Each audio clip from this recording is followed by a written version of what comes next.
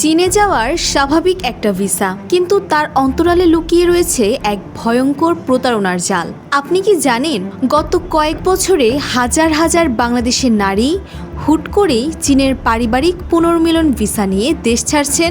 প্রথম দৃষ্টিতে এটা সাধারণ কোনো ঘটনা মনে হলেও নেপথ্যের সত্যিটা কিন্তু বেশ চমকে ওঠার মতো। খাগড়াছড়ি থেকে বাগেরহাট, দেশের বিভিন্ন প্রান্ত থেকে ইদানিং একই ধরনের উদ্বেগজনক খবর আসছে। বিদেশে ভালো জীবনের স্বপ্ন, ধনী স্বামী কিংবা নিরাপদ ভবিষ্যতের প্রলোভন দেখিয়ে ফাঁদে ফেলা হচ্ছে সরল সোজা মেয়েদের। কখনো ভুয়া কাগজপত্র, কখনো 10 থেকে 20 লাখ টাকার গোপন লেনদেন, আবার কোথাও মাদক খাইয়ে অচেতন করে জিম্মি করার মতো রোমহর্ষক অভিযোগও উঠছে। বিয়ের আড়ালে একটি সংঘবদ্ধ দালাল চক্র যে এভাবে নারীদের অসহায়ত্বকে পুঁজি করবে, তা হয়তো অনেকেই কল্পনা করতে পারেনি।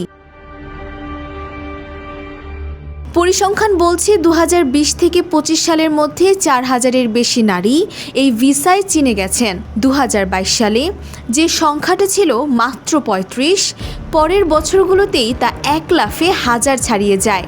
হঠাৎ এই অস্বাভাবিকতা অনেক বড় প্রশ্নের জন্ম দিচ্ছে। তবে এখানে একটি বিষয় খুব স্পষ্ট রাখা জরুরি। চীনা নাগরিককে বিয়ে করা বা চীনে যাওয়া মানেই কিন্তু অপরাধ নয়। এমনকি চীনাদের সবাইকে ঢালাওভাবে অপরাধী ভাবারও সুযোগ নেই।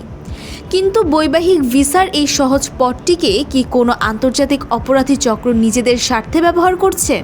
তিব্বত লাক্সারি সো, বাংলাদেশের রূপ। শুধু বাংলাদেশ নয়, মিয়ানমার বা ভিয়েতনামের মতো দেশেও বিদেশি বিয়ের নামে নারী পাচারের চিত্র দেখা গেছে। তাই সম্পর্কের তোয়াক্কা না করে আমাদের কঠোর হতে হবে দেশের স্বার্থে।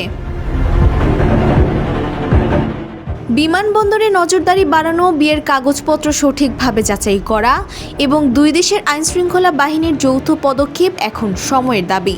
সেই সাথে আমাদের পরিবারগুলোকেও হতে হবে সচেতন।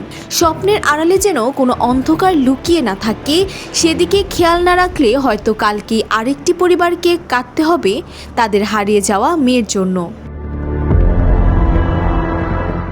Desk report, Bangladesh bulletin.